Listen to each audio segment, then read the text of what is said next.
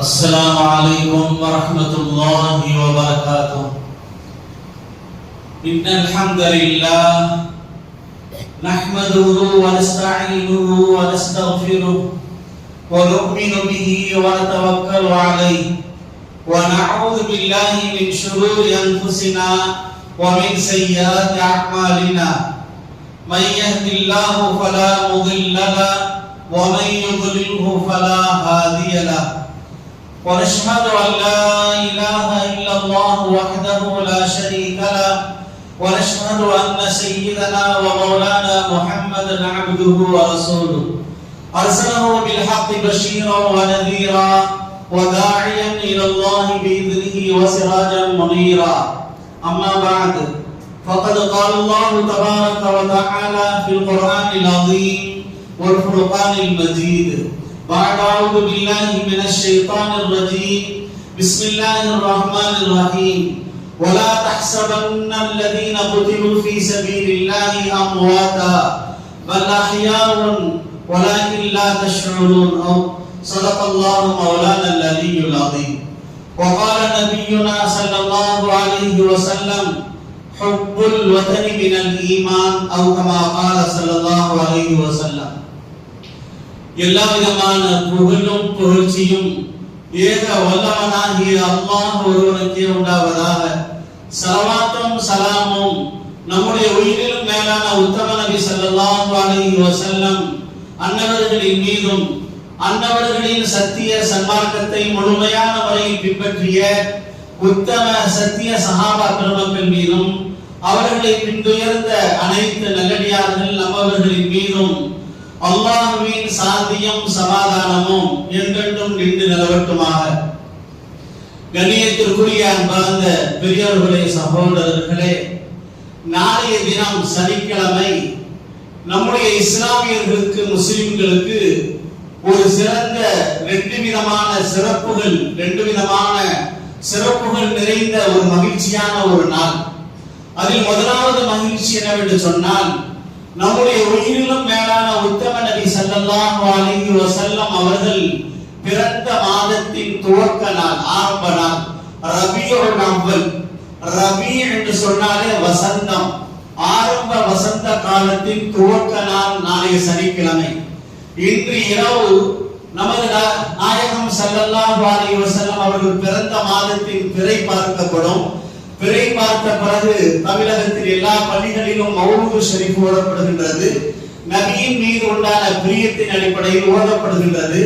அது அல்லாமல் நாளைய தினம் இன்னொரு மகிழ்ச்சியான செய்தி என்னவென்று சொன்னால், நம்முடைய இந்திய திருநாட்டினுடைய 80வது சுதந்திர தின விழா நாளை நடைபெற இருக்கின்றது. ஆக இரண்டு விதமான மகிழ்ச்சிகளுக்குரிய ஒரு நாளாக நாளைய தினம் இருந்து கொண்டிருக்கிறது. கண்ணியத்திற்குரிய அன்பார்ந்த பெரியவர்களே, சகோதரர்களே, இந்த நேரத்தில் இந்த ஜும்மாவில் நாம் ரெண்டு விஷயத்தையும் நாம் சிந்திக்க வேண்டும்.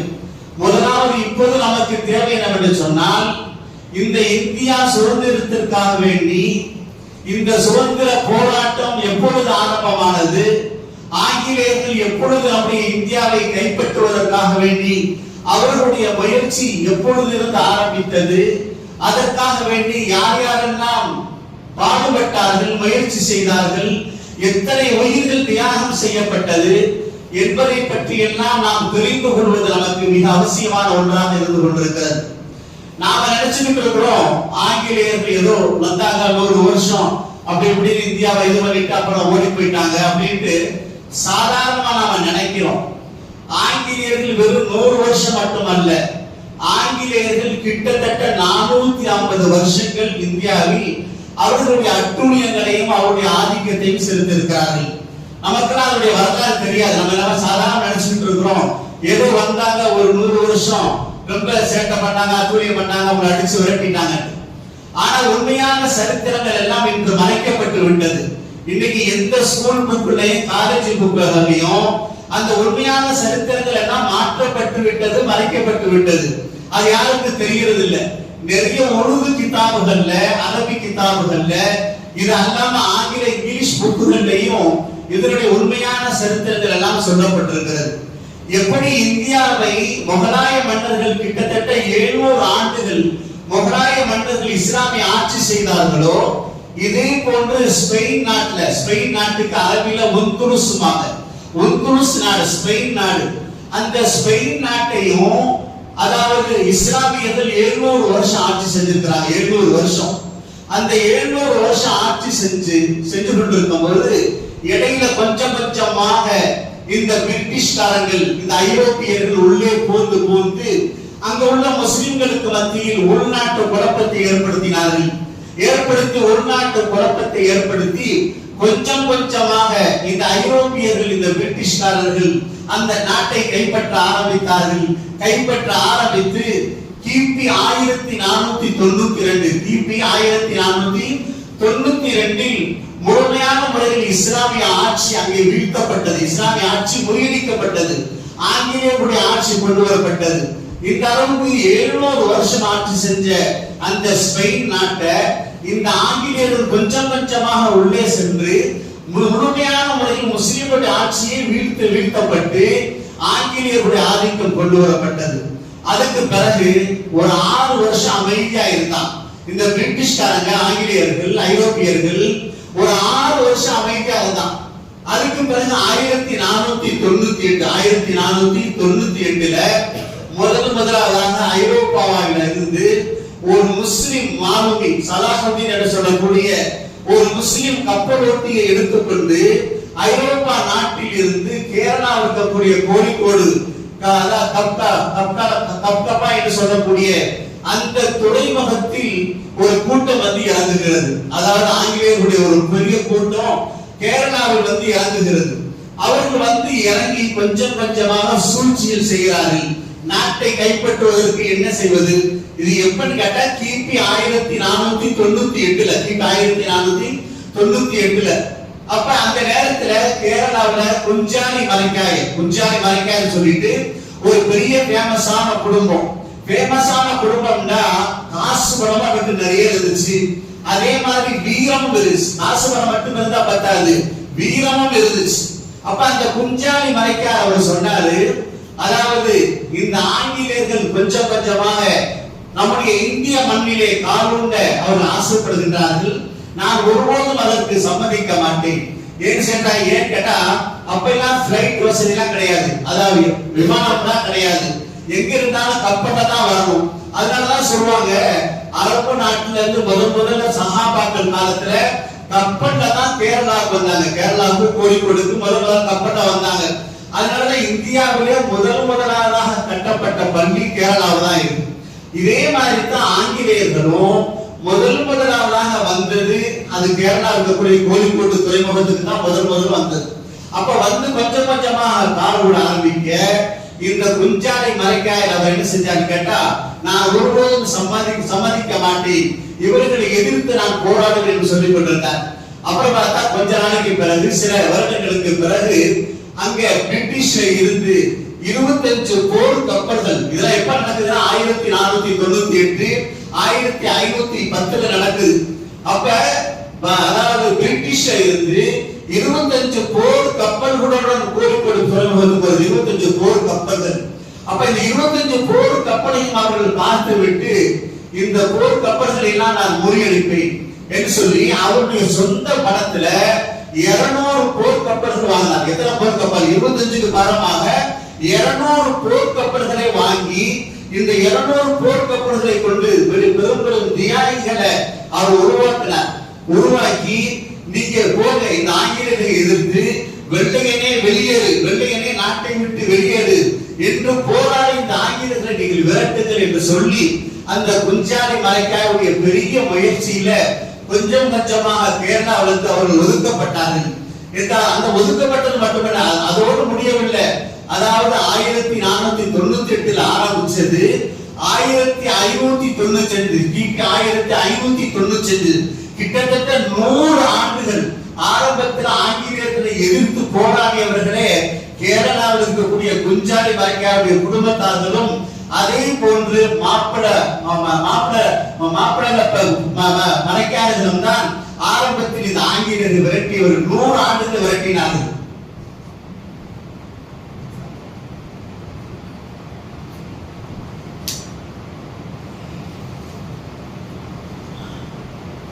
அதற்கு பிறகு ஆங்கிலேயருடைய ஆதிக்கம் கொஞ்சம் கொஞ்சமாக ஆட்சி முழுமையாக அவங்க கொண்டு வரல. கேரளாவில இருந்து ஆரம்பிக்கிறாங்க. அதுக்கு பிறகு என்ன செய்யறாங்க, நேர கல்கத்தாக்கு போறாங்க. கல்கத்தா, அந்த கல்கத்தாவுல அங்க இருக்கக்கூடிய வங்காள சிங்கம் என்பதாக சொல்லுவாங்க. வங்காள சிங்கம் என்று சொல்லக்கூடிய நவாப் சிராஜுத்தௌலா அவருடைய ஆட்சி நடக்குது. அவர் யாருன்னு கேட்டா முகலாய மன்னருடைய சொந்தக்காரர் நவாப் சிராஜுத்தௌலாவுடைய ஆட்சி நடக்குது. அவருக்கு பேர் வங்காள சிங்கம்னு சொல்லுவாங்க. அவருடைய ஆட்சி நடந்துகிட்டு இருக்கு. இப்ப இந்த நேரத்துல போய் ஆங்கிலேயர்கள் கல்கத்தால போய் அங்கே என்ன செய்யறாங்க, தன்னுடைய காலை பதிக்கிறதுக்காக பெரிய முயற்சி பண்றாங்க. அந்த நேரத்தில் அந்த சிராஜுத்தௌலா இந்த ஆங்கிலேயர்களை எதிர்த்து போராடினாங்க. ஆங்கிலேயர்களை எதிர்த்து போராடுகின்றாங்க. இது எப்ப நடக்குதுன்னு கேட்டா 1756. இதுக்கு இடையில 1500க்கு பிறகு கொஞ்சம் கொஞ்சமாக அவர் ஆங்காங்கே பல இடங்கள்ல அந்த ஆங்கிலேயர்கள் காலூண்டி கொண்டே இருக்கிறார்கள், ஆட்சியை கைப்பற்றி கொண்டே இருக்கிறார்கள். ஒவ்வொரு டிஸ்ட்ரிக்டாக ஒவ்வொரு ஸ்டேட்டாக கொஞ்சம் கொஞ்சமாக தன்னுடைய ஆதிக்கத்தை கொண்டு வந்து கொண்டே இருக்கிறார்கள். இப்ப 1756ல கல்கத்தாவுல பெரிய போர் நடக்குது. யாருடைய தலைமையின் கீழே, நவாப் அதாவது வங்காள சிங்கம் நவாப் சிராஜுத்தௌலாவுடைய தலைமையின் கீழே இந்த ஆங்கிலேயர்கள் அடிச்சு விரட்டுவதற்காக வேண்டி மிகப்பெரிய போர் நடக்குது. அந்த போர்ல நிறைய முஸ்லிம்கள், பல்லாயிரக்கணக்கான முஸ்லிம்கள் கொல்லப்பட்டாங்க, ஷஹீதாக்கப்பட்டாங்க. அந்த சிராஜுத்தௌலா சிறைபிடிக்கப்பட்டார், ஆங்கிலேயர்களால் சிறைபிடிக்கப்பட்டார். அந்த நேரத்துல ஆங்கிலேயர் முடிவு பண்ணிட்டான், அதாவது இந்த வங்காளத்துல ஆட்சி செய்யக்கூடிய சிராஜுத்தௌலா, அதே மாதிரி மைசூர் வேங்கை என்று சொல்லக்கூடிய அந்த திப்பு சுல்தான், அதே மாதிரி டெல்லியில் ஆட்சி செய்து கொண்டிருக்கின்ற பஹாதுர் ஷா ஜஃபர், இந்த 3 பேரையும் நாம் என்ன செஞ்சிட்டோம், கொண்டுட்டோம் சொன்னா, இந்த 3 பேரையும் நாம் கைதிகளாக பிடித்து விட்டோம் என்று சொன்னால் இந்தியாவுல நம்முடைய பிரிட்டிஷ் கொடியை நிலைநாட்டி விடலாம் என்பதாக முடிவு செஞ்சு முதல்ல கல்கத்தாவுல அவன் செஞ்சா கொஞ்சம் உள்ளக்க வந்து சிராஜுத்தௌலாவை சிறைபிடித்து கைதியாக கொண்டு போய் அவர்களை துன்புறுத்தி சாவடிச்சிட்டான். இப்ப அந்த கல்கத்தாவுடைய ஏரியாக்கள் கைப்பற்றப்பட்டது. இது 1756ல. அதுக்கு பிறகு கொஞ்சம் கொஞ்சமாக தென்னிந்தியாவுக்கு நம்ம கர்நாடகா மாநிலத்துக்கு வர்றாங்க. அங்க திப்பு சுல்தானுடைய ஆட்சி. அங்க திப்பு சுல்தான் அவர்கள் ஆங்கிலேயர்களை எதிர்த்து 4 பெரிய பெரிய போர்கள் செஞ்சாங்க. 4 பெரிய பெரிய போர்கள். அந்த 4 பெரிய போர்கள்லையும் முதல்ல உண்டான 3 போர்கள்ல திப்பு சுல்தான் வெற்றி கொண்டார். முதல்ல 3 போர்களையுமே திப்பு சுல்தான் வெற்றி கொண்டு விட்டார்கள். கடைசி 4வது போர்ல தான் ஆங்கிலேயர்கள், அதாவது அந்த சிராஜுத்தௌலா பஹாதுர் ஷாவை விட திப்பு சுல்தானுக்கு ரொம்ப பயந்துகிட்டு இருந்தாங்க. என்ன, அந்த திப்பு சுல்தானை அடிச்சு ஒழிச்சிட்டோம்னா நம்ம இந்தியாவை சீக்கிரம் நம்ம கொடிய நாட்டிடலாம்.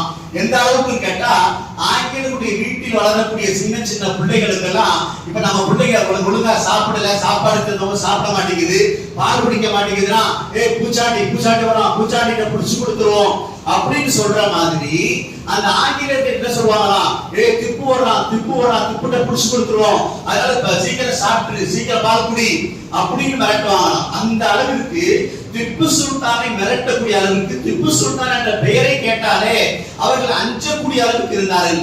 அதனால திப்பு சுல்தானை எப்படியாவது நாம் வீழ்த்தி விட வேண்டும், அவரை எப்படியாவது தோற்கடித்து விட வேண்டும் என்ற ஆங்கிலேயருடைய மிகப்பெரிய முயற்சியில 3 தடவை திப்பு சுல்தான் ஜெயிச்சிட்டாரு. இப்ப 4வது தடவை திப்பு சுல்தான் என்ன செஞ்சிட்டாங்க, கொண்டுட்டாங்க. திப்பு சுல்தானை வெட்டிட்டாங்க. இப்ப அந்த மைசூரை அவங்க கைப்பற்றிட்டாங்க. இதுக்கடுத்து பஹாதுர் ஷா, டெல்லியில ஆட்சி செய்யக்கூடிய பஹாதுர் ஷா, இப்ப இவங்களுடைய ஆட்சியை வீழ்த்தி அவர்களை கைது செஞ்சு கொலை செய்கிற கைது செஞ்சு, அப்ப பர்மாவா இவங்க கண்ட்ரோல்ல இருந்துச்சு, ஆங்கிலேயருடைய கண்ட்ரோல்ல இருந்துச்சு. பர்மாவில் இருக்கக்கூடிய ரங்கூனுடைய சிறையில இந்த பஹாதுர் ஷா யாருன்னு கேட்டா முகலாய மன்னர்களிலே கடைசியாக வந்தவர். அந்த பஹாதுர் ஷாவை, அதாவது ரங்கூன்ல இருக்கக்கூடிய சிறையில அடைக்கப்பட்டுச்சு. அடைக்கப்பட்ட பிறகு அவருடைய குடும்பத்தார்கள் எல்லாம் டெல்லியில இருந்தாங்க. அவங்களை எல்லாத்தையும் கொஞ்சம் கொஞ்சமாக அழித்து ஒழிச்சு கட்டிட்டாங்க. அவருக்கு 4 மகன்கள். பஹாதுர் ஷா ஜஃபர் அவர்களுக்கு 4 மகன்கள். மிர்சா குலாம், மிர்சா அபூபக்கர், மிர்சா அப்துல்லா அப்படி சொல்லி 4 மகன்கள். இப்ப பஹாதுர் ஷாவுக்கு ஒரு நாள் என்ன செய்யறாங்க, ஆங்கிலேயர்கள் நாஸ்டா சாப்பாடு கொண்டு போய் கொடுக்குறான். என்ன சாப்பாடு கொண்டு போய் கொடுக்குறான், அந்த பஹாதுர் ஷாவுடைய நான்கு மகன்களுடைய தலையை வெட்டி, நான் மகனுடைய தலையை வெட்டி அந்த தலையை ஒரு தாம்பரத்தில் வைத்து இதா உனக்கு சாப்பாடு, உன்னுடைய மகனுடைய தலைக்கறி சாப்பிடுவதா சொல்கிறார்கள். அந்த நேரத்தில் அந்த பஹாதுர் ஷா உடனே சொன்னார் அல்ஹம்துலில்லாஹ். ஒன்னும் பயப்படல, கொஞ்சம் கூட அவர் அஞ்சல. அவர் என்ன சொல்றார், அதான் சொல்லுவாங்க, அதாவது வீரர். அவரு கொஞ்சம் கூட பயப்பட மாட்டார், அப்படிப்பட்ட பெரிய வீரர் அவர். அவர் சொன்னார் அல்ஹம்துலில்லாஹ். இந்த நேரத்திலும் கூட நான் ஆங்கிலேயர்களால் சிறைபிடிக்கப்பட்டு ரங்கூனில் அடைக்கப்பட்டிருக்கக்கூடிய இந்த நேரத்திலும் கூட என்னுடைய மக்கள்கள், என்னுடைய மகன்கள், என்னுடைய இளவரசர்கள் செக்கச்செவேர் என்ற தலையோடு என்னுடைய முன்னிலையில் வந்து நிற்கின்றார்களே, நான் அந்த அல்லாஹ்வுக்கு எல்லா புகழும் அல்ஹம்துலில்லாஹ் என்பதாக சொன்னார். இத பார்த்துட்டு அந்த ஆங்கிலேயர் ஆச்சரியப்பட்டுட்டான். அந்த சிறை காவலர்கள் ஆச்சரியப்பட்டுட்டான். என்ன இவ்வளவு இதா நம்ம செய்யறோம், இவருக்கு கொடுமைப்படுத்தலாம்னு செஞ்சா இவன் அல்ஹம்துலில்லாஹ் சொல்றானே அப்படின்னு ஆச்சரியப்படக்கூடிய அளவிற்கு அவர்கள் நடந்து கொண்டார். அந்த அளவுக்கு கடைசி நேரம் வரை வீர தீரமாக இருந்தவர்கள் தான் அன்றைய வீரர்கள். அது மட்டுமல்ல, அதற்கு பிறகு ஆங்கிலேயர்கள் இந்த மூன்று பெரிய ஆட்களை எல்லாம் என்ன செஞ்சிட்டான், ஆட்களை கொண்டுட்டான். கொண்டு முடிச்ச யாரு, திப்பு சுல்தான், கல்கத்தாவில் சிராஜுத்தௌலா, டெல்லி ஆட்சி செஞ்ச பஹாதுர் ஷா, மூன்று பேருடைய கதையை முடிஞ்சிச்சு. இப்ப என்ன செஞ்சா, டெல்லியில இருக்கக்கூடிய செங்கோட்டை அந்த முகலாய காலத்துல கட்டப்பட்ட செங்கோட்டை, அந்த இப்பயுமே செங்கோட்டையில சுதந்திர நாளைக்கு சுதந்திர தின கொடி எங்க ஏத்துவாங்க கேட்டா அந்த செங்கோட்டையில தான் ஏத்துவோம். அந்த காலத்துல இருந்து, முகலாயர் காலத்துல இருந்து ஆங்கிலேயர்கள் காலத்திலையும் சரி இப்பயும் சரி செங்கோட்டையில தான் சுதந்திர தின கொடி ஏற்றப்படும். அப்ப என்ன செஞ்சா, இந்த ஆங்கிலேயர்கள் 1803 அவன் என்ன செய்யறான், அவன் யூனியன் ஜாக்ங்கிற அந்த பிரதேசத்தினுடைய கொடி என்ன செஞ்சிட்டான், அந்த டெல்லியிலுடைய செங்கோட்டையில அந்த கொடி என்ன செஞ்சான், நட்டி வச்சுட்டான். கொடியை நட்டி வச்சுட்டான். அர்த்தம் இனிமே முழுமையாக ஆங்கிலேயருடைய ஆட்சி.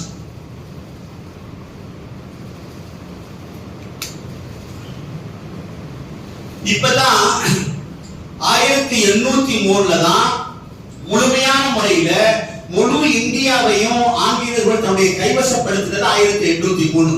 அப்ப இந்தியா சாதாரண ஒரு சின்ன நாடு இல்ல. இந்தியா, பாகிஸ்தான், பங்களாதேஷ், நேபாள், ஆப்கானிஸ்தான் வரைக்கும் ஒரே நாடு. அவ்வளவு பெரிய நாடு. இந்த பெரிய நாட்டையும் அவன் கைப்பற்றி ஆங்கிலேயர்கள் 1803 அவருடைய கொடிய யூனியன் ஜாக்குங்கிற அந்த கொடிய செங்கோட்டையில ஏத்திட்டு இங்க நம்முடைய ஆட்சி தான் சொல்லி ரொம்ப அநியாயப்படுத்திக்கிட்டு இருந்தான். அந்த நேரத்துல உலமாக்கள், பெரும்பெரும் உலமாக்கள் என்ன செஞ்சாங்க, இந்த ஆங்கிலேயரை அடிச்சு விரட்டணும், வெள்ளையனே வெளியேறு என்ற நோக்கத்துல பெரும்பெரும் மதரசாவில் இருக்கக்கூடிய உலமாக்கள் ஆங்கிலேயரை அடிச்சு விரட்டுவதற்காக வேண்டி பல்லாயிரக்கணக்கான உயிர்களை தியாகம் செஞ்சாங்க. பல்லாயிரக்கணக்கான உயிர்களை 1813 ஒரு பெரிய யுத்தம், 1813 ஒரு பெரிய யுத்தம் நடந்துச்சு. அதே மாதிரி 1856 பெரிய யுத்தம் நடந்துச்சு. அந்த 1856 பல்லாயிரக்கணக்கான உலமாக்கள் ஷஹீதாக்கப்பட்டார்கள். எந்த அளவுக்கு கேட்டா அந்த கிதாபுல எழுதுறாங்க, உலமாக்கள் மட்டும் 51,500 உலமாக்கள் ஷஹீதாக்கப்பட்டிருக்காங்க. 1-2 ஆலிம்கள் அல்ல, 51,500 உலமாக்கள் அவங்க என்ன செஞ்சிருக்காங்க, ஷஹீதாக்கப்பட்டிருக்காங்க. அதே மாதிரி முஸ்லிம்கள் கிட்டத்தட்ட 2 லட்சத்துக்கு மேற்பட்ட முஸ்லிம்கள் ஷஹீதாக்கப்பட்டிருக்காங்க 1856. இந்த அளவுக்கு மிக வேகமான முறையில ஆங்கிலேயர்களை நாட்டை விட்டு துரத்துவதற்காக வேண்டி பாடுபட்டவர்களே முஸ்லிம்களும் அந்த உலமாக்கள் தானே தவிர வேற எந்த சமூக மக்களும் கிடையாது. இது தெளிவா இருக்கிறது. மற்றவர்கள் ஜவஹர்லால் நேரு, காந்திஜி இவங்க எல்லாம் எப்ப வந்தாங்கன்னு கேட்டா, நாடு சுதந்திரமாகுவதற்கு 1947க்கு ஒரு 20 வருஷம் 25 வருஷத்துக்கு முன்னாடி 1920 இந்த நேரத்தில் தான் இந்த ஜவஹர்லால் நேரு, மோதிலால் நேரு, சுபாஷ் சந்திர போஸ் அதே மாதிரி இவங்க எல்லாம் வந்தது அந்த நேரத்துல தான். ஆரம்பத்துல இந்த ஆங்கிலேயர்களை விரட்டுவதற்கு காரணமாக இருந்தவர்கள் முஸ்லிம்களும் அதில் குறிப்பாக உலமாக்களும் தான் என்பதுல எந்த விதமான சந்தேகம் இல்லை. அப்ப அந்த நேரத்துல ஆங்கிலேயர்கள் முடிவு பண்ணிட்டான், இந்த உலமாக்கள் தான் இவங்களுடைய தலைமையின் கீழ் தான் நம்மளை அடிச்சு விரட்டுறதுக்காக வேண்டி இவங்க பெரிய சதி திட்டம் தீட்டிக் கொண்டிருக்கிறார்கள். எனவே என்ன செய்யணும், முதல்ல இந்த உலமாக்களை பூரா ஷஹீதாக்கி, உலமாக்களை பூரா ஷஹீதாக ஆக்கிடணும். நம்ம இந்தியாவுக்கு கூடிய எல்லா மதரசாக்களையும் இடிச்சு என்ன செய்யணும், தரமட்டமாக ஆக்கிடணும். குரானை பூரா எரிச்சிடணும். இந்த முடிவுக்கு வந்துட்டான். முடிவுக்கு வந்து சொல்லப்படுது 1856 யுத்தத்துக்கு பிறகு 3 லட்சம் குரான்களை என்ன செய்ய தீயில போட்டு எரிச்சான். 3 லட்சம் குரான்களை தீயில போட்டு எரிச்சான். 3 லட்சம் குரான்களை. அது மட்டுமல்ல, அதாவது நம்ம இதுல இருந்து டெல்லி சாந்தினி சௌக், டெல்லிக்கு போனவங்களுக்கு தெரியும், டெல்லியில சாந்தினி சௌக்குங்கிறது மெயினான பஜார். அது இப்ப மெயினான பஜார். அந்த நேரத்துல டெல்லி சாந்தினி சௌக்ல இருந்து பாகிஸ்தான் பிஷாவர் வரைக்கும் உண்டான அந்த ஹைவே, அப்ப வந்து அந்த ஹைவே ரோடா இருந்துச்சு, பாகிஸ்தான் போறதுக்குரிய ஹைவே ரோடு. அந்த ஹைவே ரோட்ல 2 பக்கமும் பெரும் மரங்கள், புளிய மரங்கள் இருந்தது. அந்த புளிய மரங்களில் எல்லாம் உலமாக்களுடைய ஜடலத்தை தொங்க விட்டதா, உலமாக்களை தூக்கு மேடையில ஏத்துற மாதிரி அந்த புளிய மரத்துல உலமாக்களை கைத்துல கட்டி மேல தொங்க விட்டுருந்தான். அந்த தான்சன் என்று சொல்லக்கூடிய ஆங்கிலேயருடைய ஒரு எடிட்டர், ஒரு பத்திரிகையாளர், அவர் சொல்றாரு, அவர் எழுதுறாரு, அவருக்கு புக்ல எழுதுறாரு. அதாவது அந்த நேரத்துல டெல்லி சாந்தினி சௌக்ல இருந்து பிஷாவர் வரைக்கும் உண்டான அந்த ரோடுகள்ல கிட்டத்தட்ட 14,000 உலமாக்கள், நான் என்னுடைய கணக்கின் பிரகாரம் அந்த நேரத்தில் அந்த தான்ஷன்கிற அந்த பத்திரிகையாளர் தான் அங்கங்க யுத்த நேரத்துல போய் அங்க ரிப்போர்ட்டுகள் எழுதிக்கிட்டு இருந்தார். அந்த தான்ஷன் பத்திரிகையாளர் சொல்றாரு, டெல்லியில இருந்து பிஷாவர் வரைக்கும், பாகிஸ்தான் பிஷாவர் வரைக்கும் உண்டான அந்த ஏரியாக்கள்ல 14,000 உலமாக்களுடைய ஜடலம் தொங்கப்பட்டு கொண்டிருந்தது. அது மட்டுமல்ல, லாகூரில், பாகிஸ்தான்ல லாகூர்ல ஷாஹி மஸ்ஜித் ஒரு பெரிய பள்ளி இருக்கு, ஷாஹி மஸ்ஜித். அந்த ஷாஹி மஸ்ஜித்ல எப்பயுமே கயிறு தொங்க விடப்பட்டிருக்கும். கயிறு, அது பூரா அந்த லாகூர் அந்த ஷாஹி மஸ்ஜித் எல்லாமே ஆங்கிலேயருடைய கைவசத்துல இருந்துச்சு. அந்த லாகூர் ஷாஹி மஸ்ஜித்ல எப்பவுமே அந்த பள்ளியில வரிசையா கயிறு தொங்கப்பட்டிருக்கும். ஒவ்வொரு நாளும் 80 உலமாக்களை அதுல கைத்துல கட்டி தூக்கு மேடையில ஏற்றப்பட்டிருப்பார். இப்படி ஒவ்வொரு நாளும் 80 உலமாக்கள் தொங்கப்பட்டாங்க. இதெல்லாம் வந்து அந்த தான்ஷன் அந்த பத்திரிகை ஆசிரியர் சொல்றார். அது மட்டுமல்ல, அவர் சொல்றாரு, நான் டெல்லியில ஒரு டென்ட் அடிச்சிருச்சு. பொதுவாக அந்த யுத்தகர நேரத்துல டென்ட் அடிச்சு தங்குவாங்க. அப்ப டென்ட் அடிச்சு தங்கிக்கிட்டு இருக்கும் போது நான் ஒரு டென்ட்ல தங்கி இருந்தேன். எனக்கு டென்ட்டுக்கு பக்கத்துல ஒரு மாதிரியான ஒரு பிணத்தை போட்டு எரிப்பாங்கல்ல, அப்ப அந்த பிணத்தை எரிக்கக்கூடிய வாடை வந்தது. நான் உடனே வெளியில வந்து பார்த்தேன், பிணத்தை எரிக்கிற மாதிரி வாடை வருது, இது என்ன வாடப்பான்னு தெரியல. வெளியில வந்து பார்த்தேன்.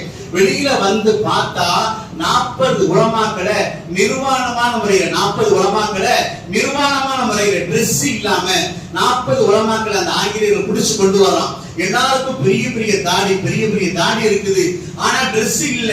நிர்வாணமாயவர்கள் கொண்டு வந்து அவர் சொல்ற அந்த ஆங்கிலேயர்கள், அந்த காவலாளி சொல்றான், இப்ப சொல்ல ஆங்கிலேயர்களை எதிர்த்து போராட மாட்டேன், எங்களுக்கு ஆங்கிலேயருக்கு கட்டுப்படுவேன்னு சொல்லு. அப்படி இல்லைன்னு சொன்னா ஒரு மிகப்பெரிய குழி தோண்டி வைக்கப்பட்டிருந்தது. அந்த மிகப்பெரிய குழியில நெருப்பு மூட்டப்பட்டிருந்தது. நெருப்பு அதாவது ஜுவாலையிட்டு நெருப்பு எரிந்து கொண்டிருக்கிறது. எப்படி இப்ராஹிம் அலைஹிஸ்ஸலாத்து வஸ்ஸலாம் அவர்களை எரிப்பதற்காக வேண்டி அந்த நம்ரூதுங்கிற அரசன் எப்படி நெருப்பை மூட்டி வைத்திருந்தானோ, அதே போன்ற அந்த ஆங்கிலேயர்கள் மிகப்பெரிய குழியை தோண்டி அந்த குழியில் நெருப்பை மூட்டி அப்ப என்ன செஞ்சாங்க, 40 உலமாக்களை டிரெஸ் இல்லாம கொண்டு வந்து, இப்ப சொல்லு ஆங்கிலேயர்களை எதிர்த்து போராட மாட்டேன், ஆங்கிலேயருக்கு கட்டுப்படுவேன் சொல்லு.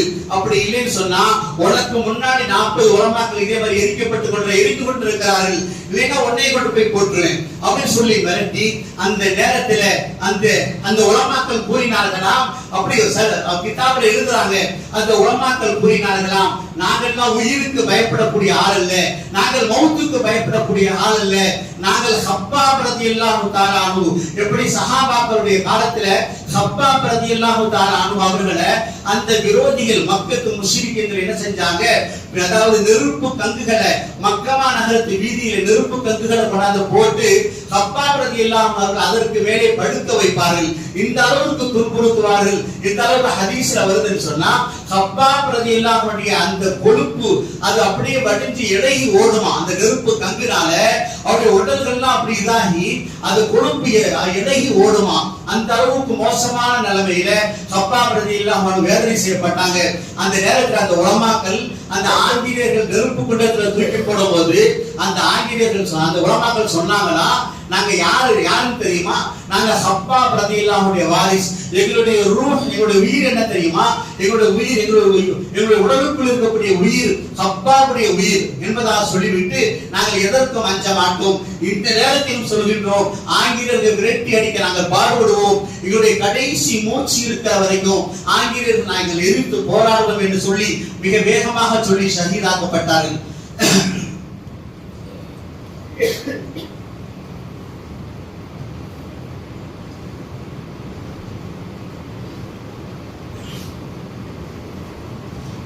அது மட்டுமல்ல, உலமாக்களை அவங்க கொடுமைப்படுத்தினது சாதாரணமான கொடுமை இல்லை.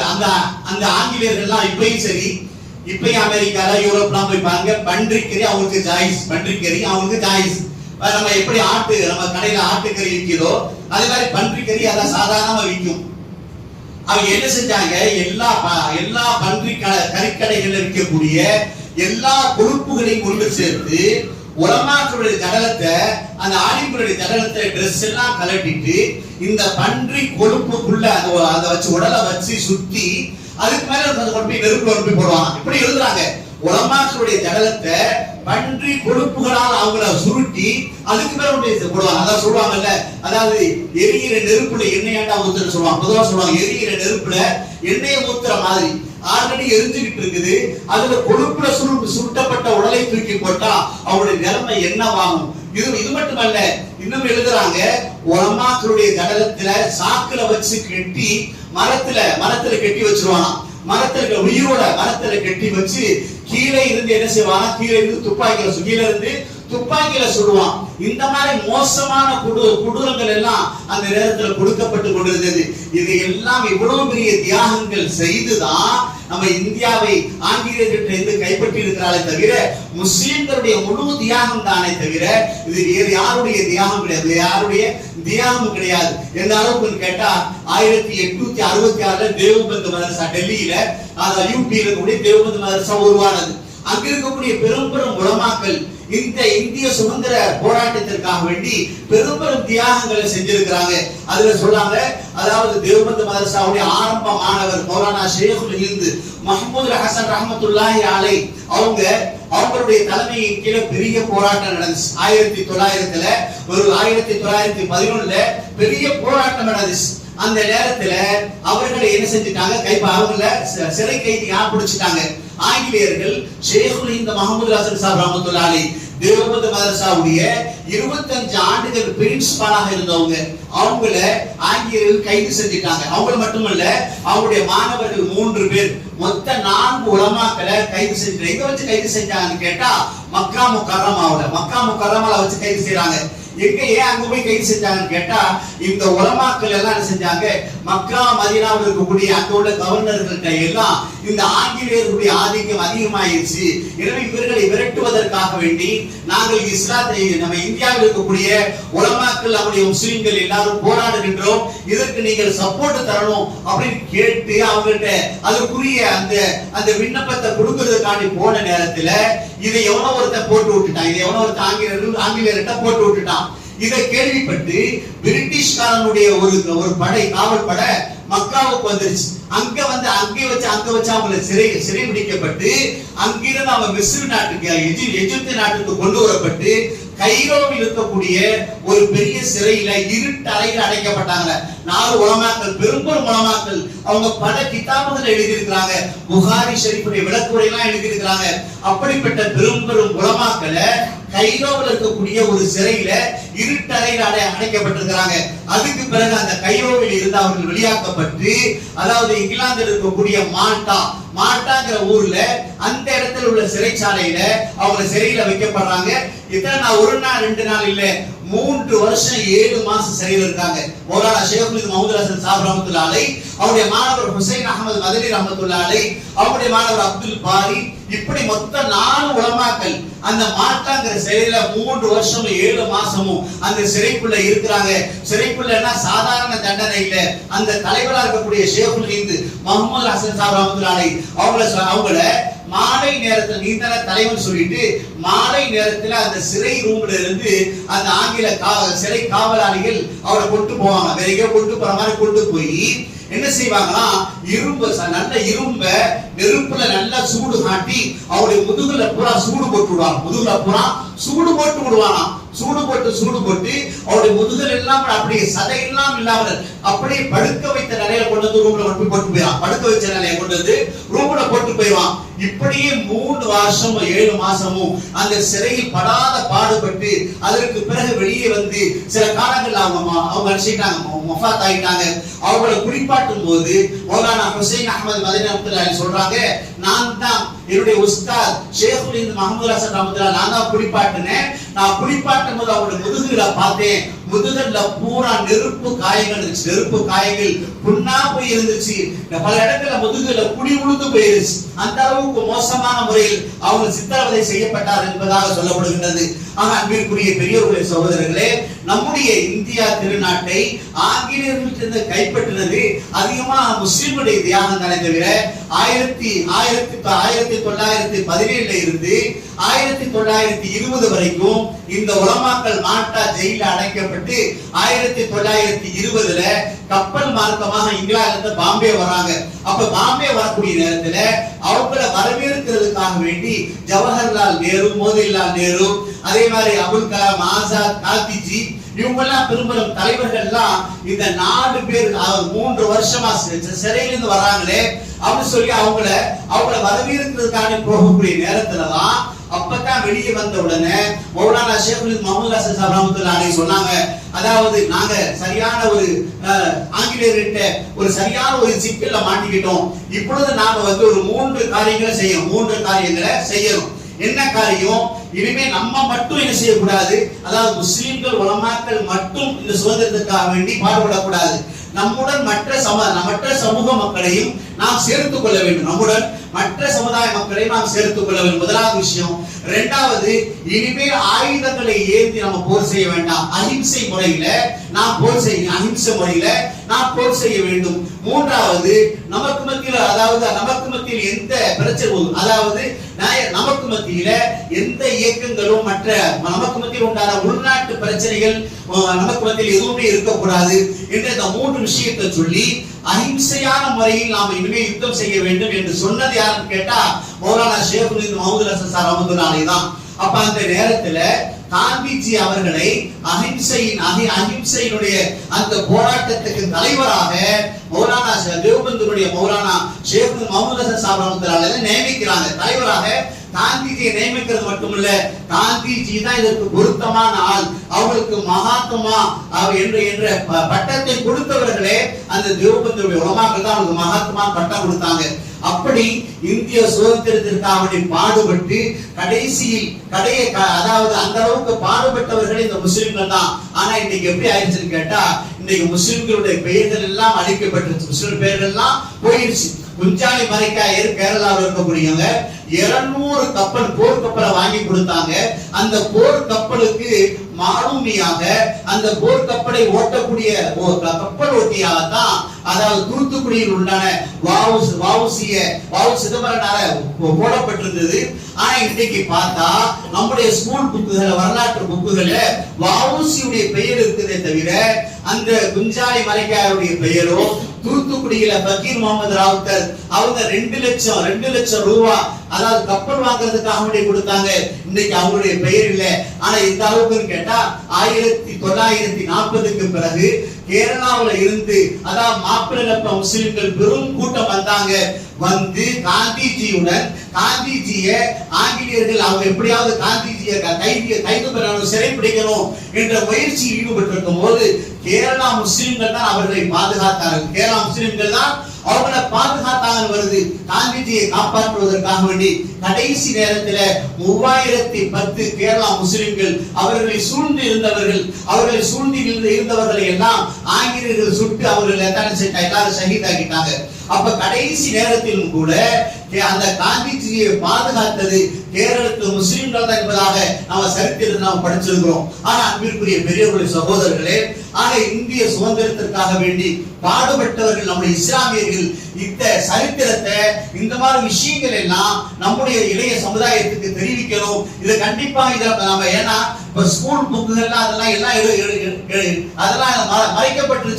மறைக்கப்பட்டு இல்லாத கொண்டாத செய்திகள் தான் கொண்டு வரப்பட்டிருக்கே தவிர எத்தனையோ விஷயங்கள், அதாவது சரியத்துக்கு மாற்றமான பல விஷயங்கள் தான் ஸ்கூல் புக்குகள் கொண்டு வரப்பட்டிருக்கு. அதெல்லாம் நம்ம இந்த மாதிரி ஒரு விஷயம், அதாவது பள்ளிவாசல்கள்ல இந்த மாதிரி முக்கியமான இடங்கள்ல நம்முடைய மக்கள் ஒன்று சேர்த்து இந்த மாதிரி விஷயம் நம்ம எடுத்து சொல்லணும். தீனுக்காக தியானம் செஞ்சவங்க யாரு, இஸ்லாத்துக்காக தியானம் செஞ்சவங்க யார், அந்த ஆங்கிலேயர்களை அடிச்சு விரட்டியவங்க யார், இதெல்லாம் நம்ம மக்களுக்கு என்ன செய்யணும், சொல்லி காட்ட வேண்டிய கடமை இன்னைக்கு நம்மளுக்கு இருந்து கொண்டிருக்கிறது.